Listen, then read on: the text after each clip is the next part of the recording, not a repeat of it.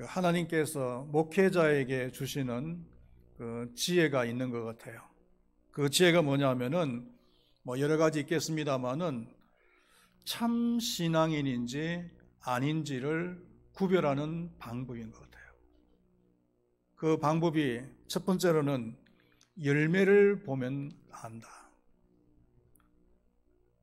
회개의 열매를 맺느냐 아니면은 변화의 열매를 맺느냐 하는 그 열매를 보는 것. 그리고 두 번째로는 행함이 있는지, 신앙인으로서 하나님의 말씀, 기도 등등에서 신앙인의 행함이 있는지 그것을 보면 되고, 그리고 세 번째로고 고난이 닥쳤을 때 어떻게 반응을 하는지 그것을 보면은 참 신앙인인지 아닌지를 알 수가 있는 것 같아요. 평상시에는 신앙인이라고 자처를 하면서 고난이 닥쳤을 때 신앙의 허구성을 나타내고 자빠지는 사람들이 많이 있거든요. 그러나 참 신앙인은 고난이 닥쳤을 때 빛을 발합니다. 참 신앙인의 모습을 나타내고 또 어떻게 하면은 그 시련의 의미를 깨달을 수 있을까? 하나님의 지혜를 구하는 사람이 있거든요. 이런 사람은 참 신앙인이라고 할 수가 있습니다. 하나님께서 그리스도인들에게 시련을 주시는 목적이 이유가 온전하고 구비하여 조금도 부족함이 없게 하기 위함이다. 이렇게 말씀을 하셨잖아요. 그래서 야고보는 시련을 말하고 난 즉시 시련을 이길 수 있는 지혜를 구하라고 우리에게 말씀을 하고 있는 것입니다. 이 지혜라는 것은 지식과는 구분이 됩니다. 지식이라는 것은 아는 것 그 자체를 말한다면은 지혜라는 것은 아는 것을 그 삶 속에 적용을 하는 것을 말을 해요. 아무리 많은 것을 알고 있어도 그 알고 있는 것을 자기의 삶 속에 적용을 못하면은 별로 의미가 없잖아요. 성경은 지식보다 지혜를 구하라고 말씀을 하고 있습니다. 그런데 이 지혜는 두 가지가 있어요. 사람에게서 오는 지혜, 이 세상에서 오는 지혜가 있는가 하면은 하늘에서부터 오는 지혜가 있다. 하나님으로부터 오는 지혜가 있다. 이렇게 성경은 이 얘기를 하고 있습니다. 사람에게서 주어지는 지혜는 인생을 많이 산 사람들에게서 배울 수가 있죠. 인생을 많이 살면 많이 살수록 지혜를 많이 가질 수가 있는 거예요. 노인들이 지혜가 많겠죠. 그런 얘기가 있습니다. 옛날에 중국 사신이 우리나라에 와서 우리나라를 무시하면서 4가지 문제를 냈습니다. 4가지 문제를 낼 테니까 이것을 답을 할 사람이 있겠느냐라고 하면서 얕보는 거죠. 그 4가지 문제가 뭐냐 하면은 첫 번째로는 뱀의 암수를 구별할 수 있느냐. 요즘 같으면 쉽게 할 수 있겠지만 옛날이니까. 그리고 두 번째가 말의 어미와 새끼를 구별할 수 있느냐. 그리고 세 번째가 나무의 밑과 위를 구별할 수 있느냐. 그리고 네 번째로는 코끼리의 무게를 잴 수가 있느냐. 그 당시에는 코끼리가 얼마나 큰 동물입니까? 지상에 있는 동물 중에서 가장 큰 동물이 코끼리라고 하는데 코끼리를 잴 수 있는 저울이 없잖아요. 그러니까 암담한 질문일 수밖에 없는 거예요. 그래서 임금이 온 국민들에게 알려서 답을 구했지만은 답을 아는 사람이 없었는데 한 노인이 나타나서 그 답을 알려주는 거예요. 그 답이 어떠냐면은 첫 번째로는 뱀의 암수를 구별할 수 있는 방법은 부드러운 것 위에 뱀을 올려 놓아보라는 겁니다. 그러면은 수컷이면은 요동을 칠 것인데 암컷은 그냥 조용히 있다는 거예요. 그리고 두 번째로는 말의 어미와 새끼를 구별하는 방법은 먹이를 줘보라는 겁니다. 먹이를 줘보면은 어미는 반드시 새끼에게 먼저 준다는 거예요. 그리고 세 번째로는 나무의 위아래를 구별할 수 있는 방법은 물에다가 담궈보라는 겁니다. 그러면 무거운 뿌리 쪽이 아래로 내려가고 위쪽이 뜬다는 거죠. 그리고 네 번째로는 코끼리의 무게를 재는 방법은 코끼리를 배에다가 실어서 가라앉는 정도만큼 표시를 해놓고, 그리고 그 위에다 다시 배에다가 돌을 갖다가 실어서 그 가라앉은 만큼만 돌을 실어서 재면 된다는 거죠. 왕이 얼마나 좋아했는지 말이죠. 그래서 중국 사신에게 이 답을 알려서 중국 사신의 코를 납작하게 했다라는 그런 얘기가 있습니다. 그래서 어른들의 말을 들어서 손해될 것이 없다라는 말이 있어요. 저희 어머님이 늘상 하시는 얘기가 어른들 말 들어서 손해될 것 없으니까 어른 말 잘 들어라, 이런 얘기를 늘상 하신 것 같았어요. 맞는 말인 것 같아요. 그러나 야고보는 이러한 세상의 삶의 경험에서 주어지는 지혜보다 하나님으로부터 주어지는 지혜를 구하라, 이렇게 말씀을 하고 있는 거예요. 그 하늘의 지혜와 세상에서 얻을 수 있는 지혜는 분명히 구별이 되어져요. 하늘에서 얻을 수 있는 하늘의 지혜는 세상의 지혜보다도 훨씬 우위에 있다는 거예요. 예를 들어서 이 세상의 지혜는 1등이 되어라, 먼저 되어라, 먼저 된 자가 되어라, 이렇게 얘기를 하잖아요. 그런데 하늘의 지혜는 나중된 자가 되라, 이렇게 얘기를 하고 있습니다. 구별이 되는 거예요. 이 세상의 지혜는 높은 자가 되어라고 이야기하지만 하늘의 지혜는 낮은 자가 되어라, 이렇게 얘기를 하고 있어요. 이 세상의 지혜는 열심히 해라, 이렇게 얘기를 하지만은 하늘의 지혜는 열심히 하는 것보다 더 중요한 것은 겸손하게 열심히 하는 것이다, 이렇게 얘기를 하는 거죠. 등등 하늘의 지혜가 많이 있습니다. 고린도전서 1장 25절에서는 하나님의 미련한 것이 사람보다 지혜 있고 하나님의 약한 것이 사람보다 강하니라, 이렇게 말씀을 하고 있어요. 그러니까 하나님의 지혜 가운데서 가장 약한 것이라도, 가장 못한 것이라도 사람의 지혜보다는 낫다는 겁니다. 사람의 지혜보다는 강하다는 거죠. 하나님을 믿는 사람들은 이 세상의 지혜로 만족할 것이 아니라 하나님의 지혜로 기뻐하고 만족한 행복한 삶을 살아가야 될 줄로 믿습니다. 잠언서 3장 5절에서 6절에서는 너희 마음을 다하여 여호와를 의뢰하고 네 명철을 의지하지 말라. 너는 범사의 그를 인정하라. 그리하면 네 길을 지도하시리라. 이렇게 말씀을 하고 있습니다. 먼저 생각할 것은 5절 말씀에 지혜가 부족하거든 하나님께 구하라는 겁니다. 5절 말씀 우리 한번 다 같이 읽어보겠습니다.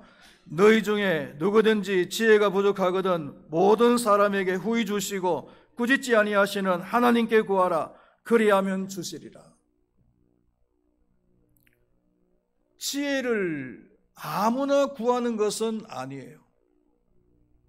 누가 지혜를 구할 수 있느냐 하면은 자신이 하늘의 지혜가 부족하다라고 인정을 하는 사람, 그런 사람은 하늘의 지혜의 필요성을 느끼잖아요. 그런 사람이 하늘의 지혜를 구하는 거예요. 하나님께서는 하나님을 믿는 모든 사람들이 하늘의 지혜로 살아가기를 원하시는 겁니다. 그 안에서 자유롭고 행복하게 살아가기를 원하세요.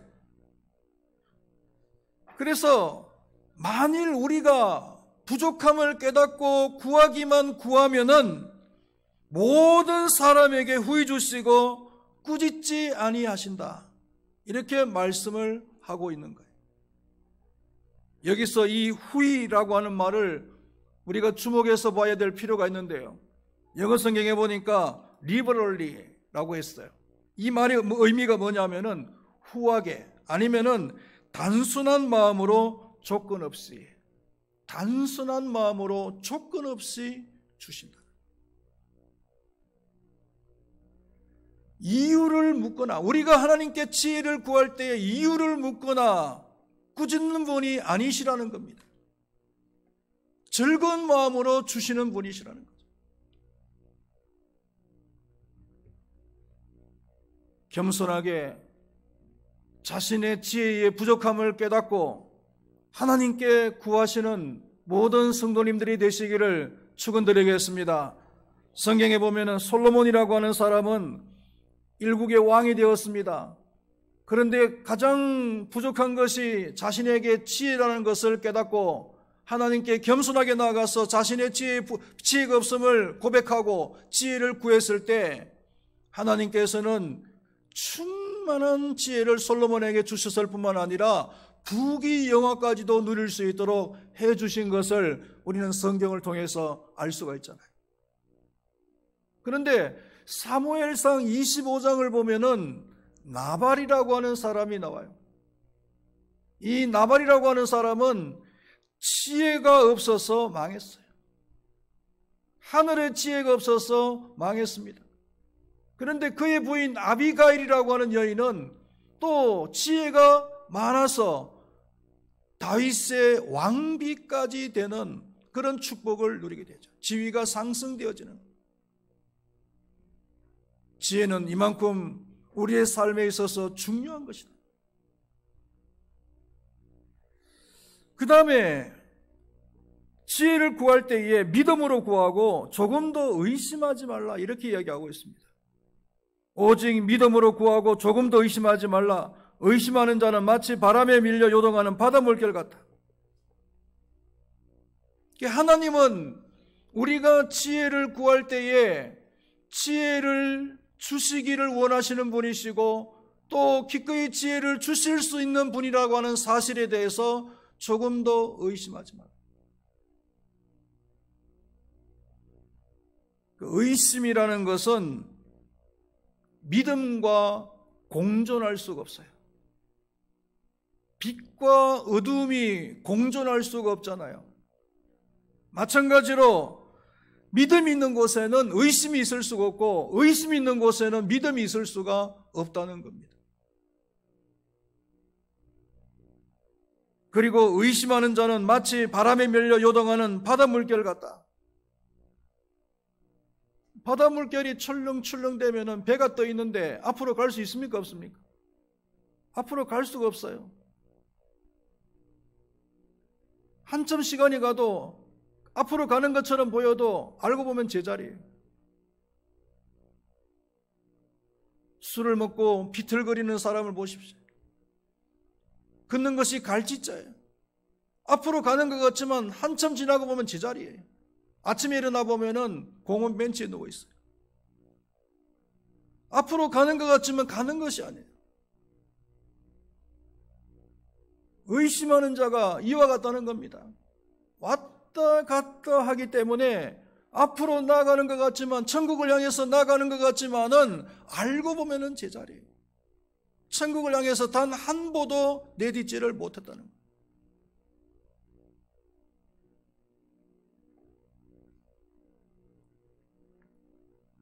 그래서 믿음으로 구해야 되지 의심하면은 안 된다는 겁니다. 그리고 세 번째로는 8절 말씀에 보니까 두 마음을 품지 말아라 이렇게 얘기를 하고 있죠. 8절 말씀을 다 같이 읽어보겠습니다. 두 마음을 품어 모든 일에 정함이 없는 자라다. 이렇게 의심하는 자들은 두 마음을 품어서 정함이 없는 자라는 겁니다. 두 마음이라는 것은 한 사람 안에 아니면 한 영혼 안에 두 개의 마음이 있는 것을 말하는 거예요. 한 사람 안에 두 마음이 서로 싸우는 것을 얘기하는 거예요. 마태복음 6장 24절 말씀에 보면은 예수님께서 한 사람이 두 주인을 섬기지 못할 것이니 혹 이를 미워하거나 저를 사랑하거나 혹 이를 중히 여기며 저를 경히 여김이라. 너희가 하나님과 재물을 겸하여 섬기지 못하느니라. 이렇게 말씀을 했죠. 한 사람의 마음에 인격 안에 두 마음이 있는 거예요. 한 마음은 하나님을 사랑하는데 한 마음은 또 재물을 사랑하는 거죠.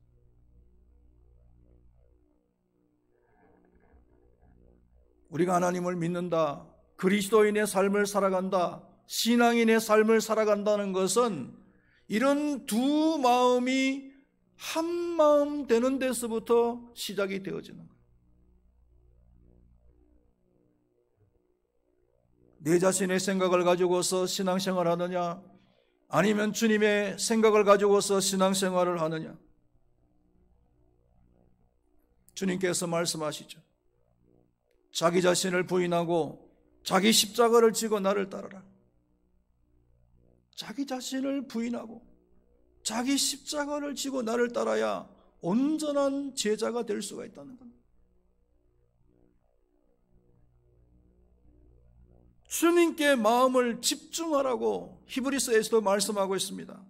믿음의 주여 또 온전케 하시는 이인 예수를 바라봐라.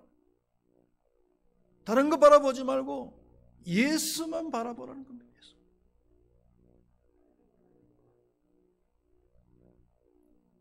어떤 사람이 예수만 바라보기 힘듭니까? 자아가 강한 사람이에요. 자아가 강한 사람. 이 자아가 약한 사람은 자아를 쉽게 포기할 수가 있는데 자아가 강한 사람은 쉽게 포기가 안 돼요. 신앙생활을 하기도 힘들 뿐만 아니라 신앙생활을 시작을 했으면서도 불구하고 정상적인 궤도에 올라가기가 쉽지 않아요. 왜? 하나님과 자아가 늘 그 마음속에서 싸우고 있고 그 두 마음이 왔다 갔다 하기 때문에 그 중에서도 조금 세상적으로 성공했다는 사람들, 자아가 극도로 그냥 올라가 있는 거예요. 업그레이드 되어 있는 거예요. 그러니까 하나님을 믿기가 쉽지 않아요. 하나님을 믿는다는 것은 자아를 내려놓고 아니면 자기 자신의 그 자아를 십자가의 못을 받고 그리고 하나님을 따르는 거, 주님을 따르는 거잖아요. 그런데 자아가 강한 사람은 쉽지 않다는 거죠. 실패를 경험한 사람은 오히려 주님을 따르기가 쉬워요. 왜요? 그 실패를 통해서 자아가 망가졌거든요. 깨져버렸어요. 그러니까 주님을 의지하기가 더 쉽죠. 세상적으로 성공하거나 세상적으로 기반이 든든한 사람일수록 하나님을 믿기가 더 어렵다. 그래서 시편에서 뭐라 그랬습니까? 말에 힘이 강하다고 하나님께서 기뻐하시는 것이 아니다. 이 말이라는 것은 동물 말을 말하는 겁니다. horse를 말하는 거예요. 말에 힘이, 다리에 힘이 강하면요, 자신의 다리를 의지하잖아요. 근데 자신의 다리가 힘이 없으면은 다른 것을 의지할 텐데.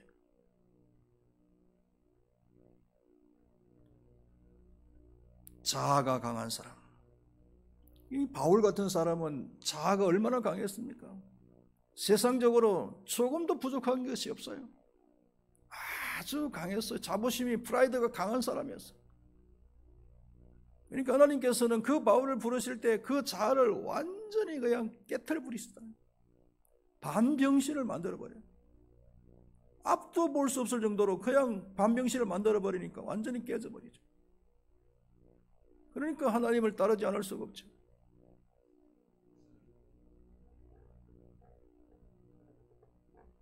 그 다음에는 물질에 대한 집착이 강한 사람.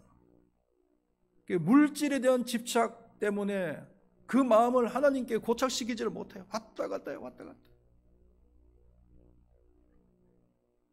그리고 세 번째로는 세상 쾌락에 약한 사람. 세상 쾌락이라면은 술이나 도박이나 이성 등등 말이죠. 이런 사람들을, 이런 것에 약한 사람들은 주님을 따르기가 쉽지 않아요. 왔다 갔다 하거든. 요동하는 물결 같아요. 목회하면서 그런 사람 많이 봤어요. 술 때문에 왔다 갔다. 열심히 하나님을 믿겠습니다. 신앙생활 하겠습니다. 그렇게 다짐을 해놓고 그리고 또 돌아서면 술 때문에 그냥 또 쓰러지는 겁니다. 도박도 마찬가지죠.